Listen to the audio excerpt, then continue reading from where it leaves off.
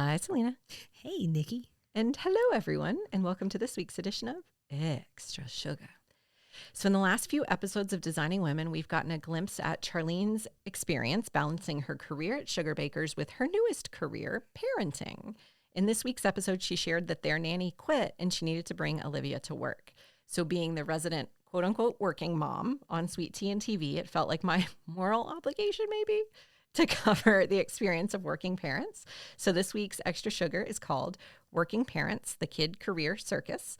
And I feel like we have talked a few times off air about the irony of me pulling this segment together. And I was just apologizing to Selena if it doesn't make sense or if something feels half-baked. That would be let me see, what did I call it? The Kid Career Circus in action. It's funny that you say that because I was going to say it is got to have to do with the culture, and it's really their fault if it doesn't make sense, and the fact that we're not achieving a better work-life balance for everyone, but especially parents. The work culture, like the American culture, exceptionalism, and just push yourself till you die. Yeah, I think that's a little bit maybe beyond the scope of this segment. Maybe, I don't know, maybe it's baked in there. I think that some of it is I always struggle because some of it is your own personal choices. We all make choices. And so there are some choices parents make that make it harder on them. And there are some choices that are taken away from us and we don't get the choice and it makes it harder on us. So it is like everything in life. It is this constant balance.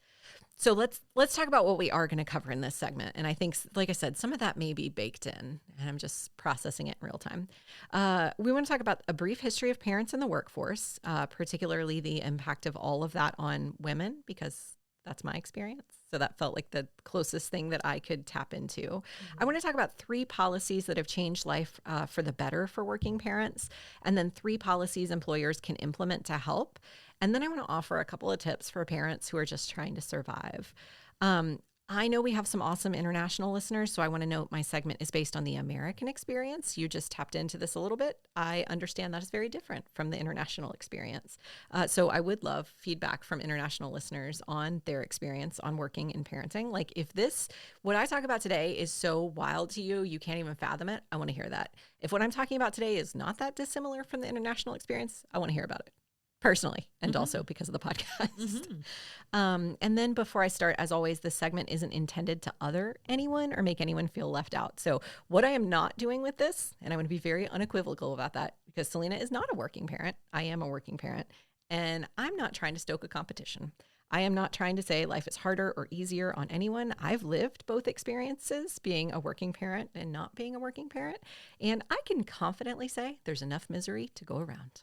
We are all unhappy in our own ways. Hear, hear. So it's really just intended to focus in on the experience of working parents because that ties into this week's episode, and that ties into my personal experience. And then my last note, because you guys know I have all these caveats, is that I'm trying to be gender inclusive where possible, understanding that working and parenting is challenging for all parents, regardless of gender, sex, sexual identity, any of these things. It's challenging. But there are some obvious gender imbalances that we have to talk about. So I want to touch on those where appropriate. So if you're still listening, if any of this still sounds valuable with all those caveats, let's dig in. And I have a lot of stats, but I tried to boil them down. So I'm not just throwing numbers at you. So Selena, don't break your brain trying to remember the numbers. I'm not going to test you. No on test. it. I'm not testing you. Probably, maybe. Let's see if I decide to do a grit splits. So parents in the workforce. So I found a Pew article that said the share of 2-parent households in which both parents work full-time has increased 15% since 1970. So it's up to 46% from 31%.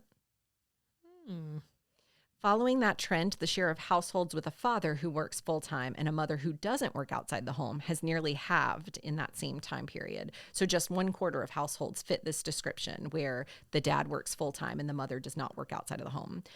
That's compared with almost 50% in 1970. So we went from half of households with dads outside the home, moms not outside the home, to just 25%.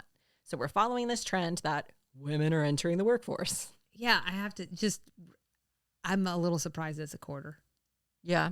I mean, just based on people I know. So that's surprising to me. There were a lot of statistics that surprised me a little bit, and this next one is one of them. So when it comes to the lived experience of working parents, just over half, so 56% of working parents say balancing home and family life is difficult. Who is that 40% of parents who don't think it's difficult? That's who I want to talk to. Yeah, what are their tips? What are their secrets? I don't know. Yeah. When you break that number down even further, 14% of parents say it's very difficult to balance both, while 42% say it's somewhat difficult. So the experience is shades of different as well. Working moms are somewhat more likely than fathers to report difficulty balancing the two, particularly moms who work full-time. 20% of working moms say balancing work and home is very difficult for them. That's compared with 12% of dads who work full-time and 11% of moms who work full-time. Beyond balance, there's career progression, with 41% of working mothers reporting that being a parent has made it harder to advance in their career. Just 20% of fathers say the same. So I talked about this in the main episode. In my experience, part of this imbalance has to do with the default parent and the concept of mental load. So the Pew article says that about half, 54% of families with two working parents report that the mom takes on a disproportionate share of family duties, making appointments, making schedules, etc. About 47% of people say this is true as well when the kids are sick. So that's what I mean by default parent. That's the concept of like the one parent who just does things. Like, the kid's dental appointment's coming due, so you just schedule the appointment. If someone's sick at school, you're the one that gets the phone call. You're the one that keeps the family calendar. That the data support that is traditionally the mom's role in the family. Mm-hmm. These things also fuel mental load. So this is not data-based, but many women I talk to, if you ask them like, what's on your mind? They've got like a list of things. So they've got a grocery list. They've got remembering to remind their partner to pay the yard guy, or checking in on their parents, or checking in on their partner's parents. That is what is called mental load. It's this load of things that's in your head all the time, regardless of, this is true whether you have kids or not. And I think in particular for moms, that's very true. And then relevant to mental load, in my opinion, is household chores. So those things we do just to keep our households moving along. Again, that's relevant whether you're a working parent or not, but I just happen to have statistics around it for working parents. The Pew article says that most parents in a two working parent household say the mother and the father share tasks about equally when it comes to household chores and responsibilities, disciplining children, and playing or doing activities with the kids.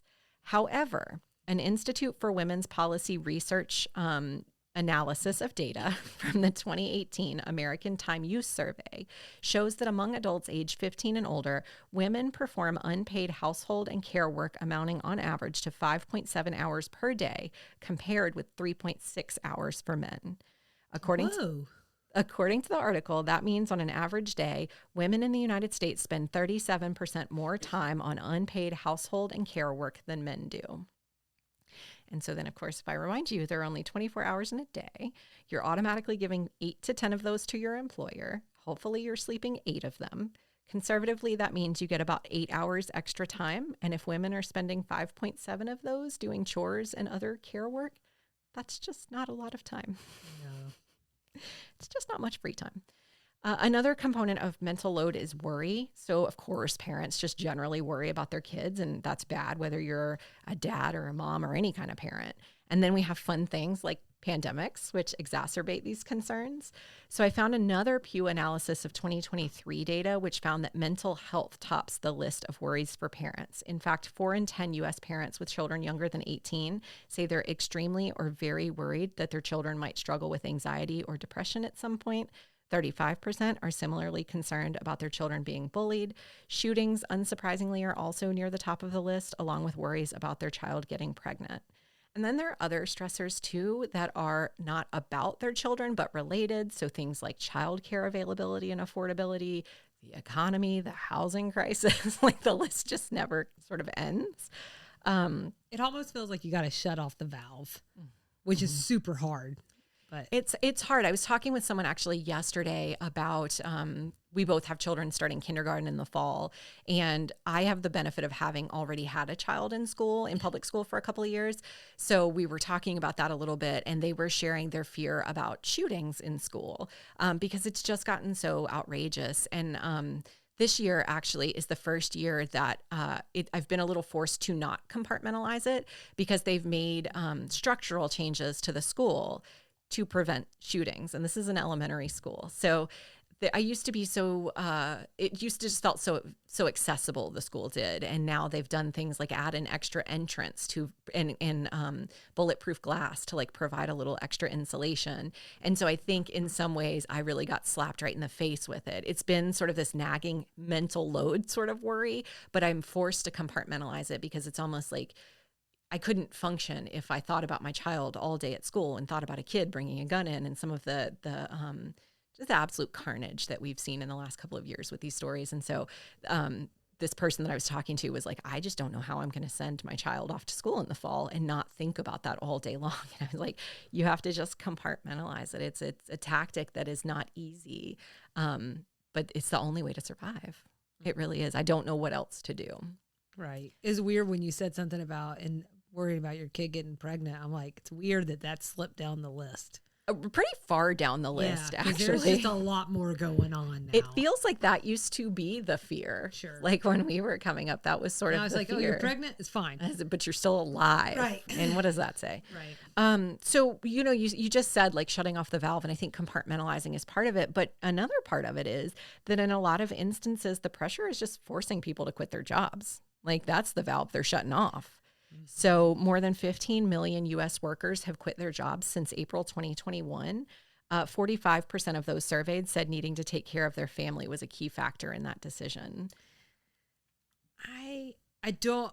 Are you going to say something about women specifically? I'm not. All right, let me just throw in then that like at some point, like during more of like the height of the pandemic stuff, I am almost sure that I read an article where they were talking about women specifically with this because women, to your point that you're already making, like not universally, but frequently become the caretakers for their parents, for everyone. And they're making less than men. Yes. And it was saying something to the effect of so many women had left their jobs that the number of women in positions had dropped to levels we hadn't seen since like the 1980s. Mm-hmm. What? Yeah. That's nuts. It's nuts. Yeah. There's also more data that finds 83% of millennials will leave one job for another with stronger family policies and better family support. So in some ways, I feel like our generation is sort of putting the line in the sand and saying like, cool, I'll just go somewhere else. I'm not worried about it. Sure. So to me, it sounds like it may be time for employers to adapt and make it, I don't know, just ever so slightly easier for working parents. Yeah. I found an organization workplace certification called Best Place for Working Parents. This becomes a little bit of a mouthful, so I'm really going to try to deliver it the best I can. But what they try to do is improve the uptake of key policies that can make life better for working parents. So the policies that they promote actively, there are 10 of them. They're company paid healthcare coverage, paid time off, parental leave, breastfeeding benefits, best place designation. So that means being designated as an organization that they say is a good place to work. On-site childcare assistance, backup childcare, flexible hours, and working remotely. So in that list, you heard me reference childcare 3 times, 4 if you count parental leave, which I think is partly relevant to childcare. I'm pointing that out because a McKinsey Institute Marshall Plan for Moms survey found that 45% of mothers with children aged 5 and under who left the workforce during COVID-19 cited childcare as a major reason for their departure. So that was 45% of mothers compared with just 14% of fathers who said the same. So this is sort of getting at that point you were making about women leaving the workforce. Additionally, 24% of the mothers with children aged 5 and under said they had considered reducing their hours and moving to a part-time schedule, compared with 18% of the fathers. So affordability, reliability, quality of childcare are key concerns, among others. So that Best Place for Working Parents organization notes that when businesses provide childcare for their employees, employee absences decrease by 30% and job turnover declines by as much as 60%. So I also mentioned remote work and other flexible schedules. I think that's particularly important in a post-COVID world, but it's already proving beneficial for working parents. So according to a study by KinderCare, 69% of working parents feel that they've been able to be more involved in their children's lives because of more flexible work schedules. Mm-hmm. In all my research, I stumbled on two very specific policy shifts that fit under this umbrella that I found particularly fascinating. The concept of school days to match work days. So most school days go from 8 to 3, but work days go from 9 to 5. And particularly after my kids started school, I kept thinking, like, what am I missing? Like, I've worked with people who work till 5 p.m. Did their kids not get off school till 5? Like, what am I missing? And I kept feeling like, how am I supposed to make this work? So I couldn't figure out, do I hire a part-time nanny? Because like, I don't want a nanny for a long time. I want to spend time with my kid. You know what I mean? Mm-hmm. So you're only talking about a couple of hours.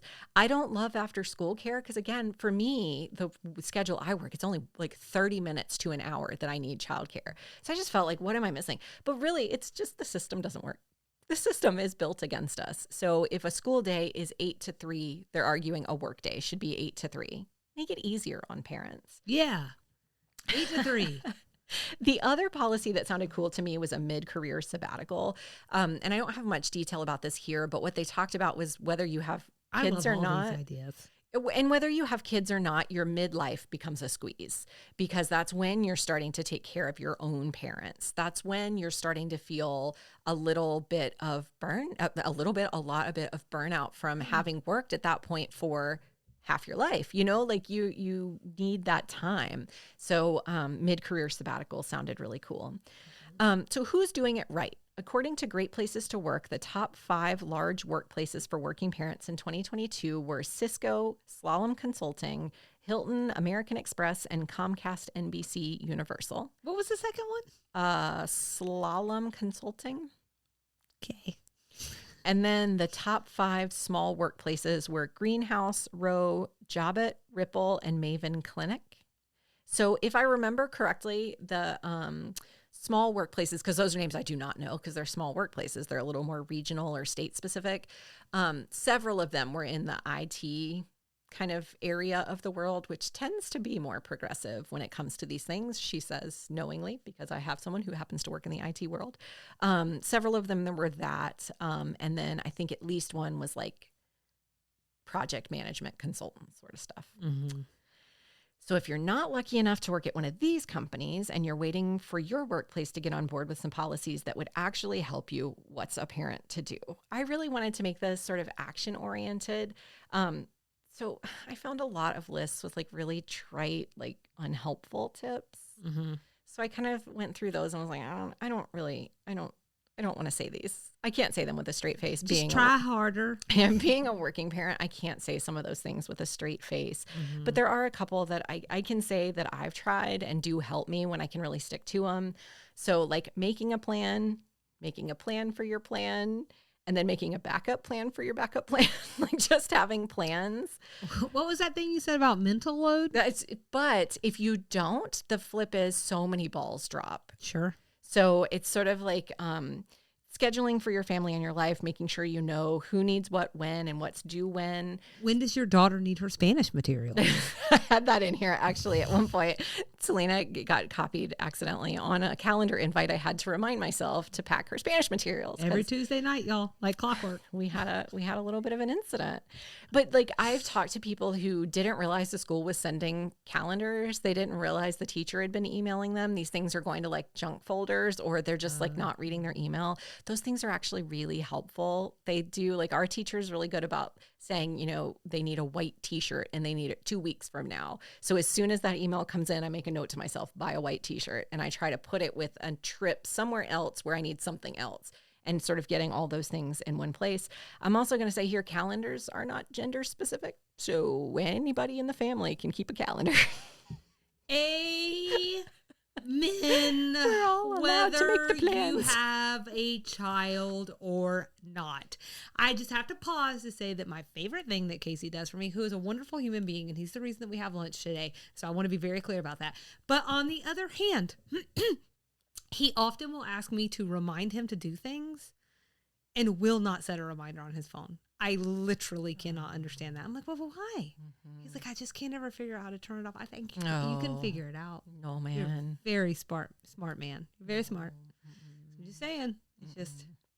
I think they think, and this is going to be very gendered because, again, that's my life experience. I think men have a perception that there is something amazing happening up here in our heads that cannot happen in their heads. I do think amazing happening right here exactly on my phone all the time. I do think there are some executive functioning skills that women tend to have disproportionately over men, and I think there's probably a little bit of nature and nurture happening there. I think they just never were held to the same standard that we are, and so they don't have those skills. I am trying to change that with my son. God bless him. Round and round exactly. we go. Exactly. This is why parents are so important, though. And I know there are some people who will say, well, if it's so hard, just don't have kids. But the generations need to continue, and someone needs to keep things going, and better it be the people who want to make it better. I'm like, it ain't going to be me. The world would just die out, guys. So go ahead and thank Nikki. She's keeping the world going. So the second tip I had is just make your life easier. So this one's really hard, and I'm not suggesting this will work for everyone. There are financial implications to some of this. So hear this tip with that in mind. I'm not saying everyone can afford to pay a cleaner to come to their house, for instance. But if you can, consider it. I have one come every 6 weeks. She comes just about the time I've fallen off the wagon in terms of cleaning. It is not cheap, but it is also not the most expensive thing in my life. So there are other places I cut so I can afford that, because that really does make my life easier. Well, and I think the larger point there is just like getting things off your plate. Look for the ways to do less. And in that same vein, these are all sort of interrelated, but part of making life easier is like thinking about things that will help future version of you.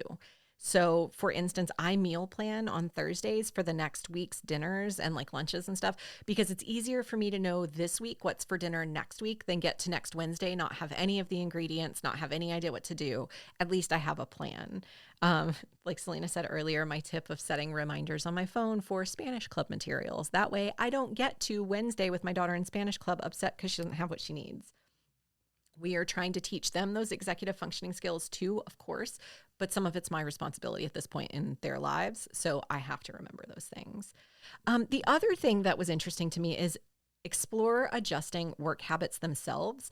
This has never occurred to me, to be totally honest with you, as a working parent tip. I think it's like something I've thought about before, but my day gets so chaotic that I don't even structure it this way. But scheduling your most important work-related tasks for really early in the day, because it eliminates the need to scramble at the end of the day if something with childcare or school or whatever goes awry. So I've had several days that have been just totally thrown because I had to go get a kid early from school or I had to do whatever. And so if I had just done the important thing at the beginning of the day, that would have been better. And I tend to approach my day that way. Like if I have to make a phone call, which is like really challenging for me, just personally, like make an appointment or something, I do try to do that earlier in the day because I'm more likely to do it. But it just had never occurred to me actually to think about my schedule and try to get those meetings in early in the day. Yeah. And then lastly, I just want to say, and this is not data-based, it's not anything other than just my own personal experience, but have realistic expectations. You're just one person. You can't do everything. It might be worth considering whether this is the moment to lean into your career. Maybe it's okay to just keep things kind of moving for a bit. This one's really challenging for me. And I actually just really recently had a pep talk from 2 more experienced working moms in my life. And I think I sort of had thought I had kind of gotten past the hump of having kids. So it sounds so silly when I say it out loud, but I thought, my kids are sleeping through the night. They're both in school consistently. We're not in a pandemic anymore. There was a period where my kids were home every day for a year, a 3-year-old and a 4-year-old, while I was working. That, to me, like, it doesn't get harder than that. So in my mind, I had sort of crested and like, okay, Nikki, it's time. Like, you don't have an excuse anymore. And I said that out loud to someone recently, and they laughed at me and they were like, oh my God, I didn't like lean back into work till my kids were 10 and 11. That both of them, like I had one and then I had the second one, wait till they get 10 or 11. And that was sort of, it was crazy to me. And I tend to be the hardest on myself, and I tend to hate myself a little bit. I'm having to like, we talked about this recently. I have to look at my life and say, like, why do you hate yourself? I don't know why. I don't know why I do these things to myself, but I'm giving other parents this pep talk the way I am myself. Like, it's okay for work just to be the thing that you go for your 8 hours and then you're done. It's like it's just a paycheck. It's like it is. I don't even need a kid to need that pep talk either, right? That's really for everyone, because I think it's really easy to be hard on yourself, no matter who you are. I am going to gender it. I'm going to say, especially if you're a woman. I think I've met plenty of men in my life who think they're just doing very swell. Yeah. So I will tell you that for me, it's a little hard. I'm sitting over here and I'm biting my tongue until it bleeds, because I get to be an observer with parents, and I do see the moms under the crushing weight a lot. So sometimes, and this is just me, this is not Nikki, if you notice that imbalance in your relationship, no matter what genitalia you have, maybe do more, try harder, be better, be a good partner. I'll just share one more thing too. So I'm not a parent, but I was a child, and my mom was a single parent. And that's the real shit. Sorry, but it is. Like, I saw my mom struggle in ways I've never seen another human struggle in my life. There wasn't always someone to lean on at all. And that was really tough to see her go through that. And so it does matter. Like, all of these things matter a whole lot. And I just want you to know, I just want to take the time to say that I respect you so much. I also appreciate that you don't want to make people feel a certain way, like if you don't have kids, but I can totally recognize that you have more on your plate most days than I do. I just recognize it.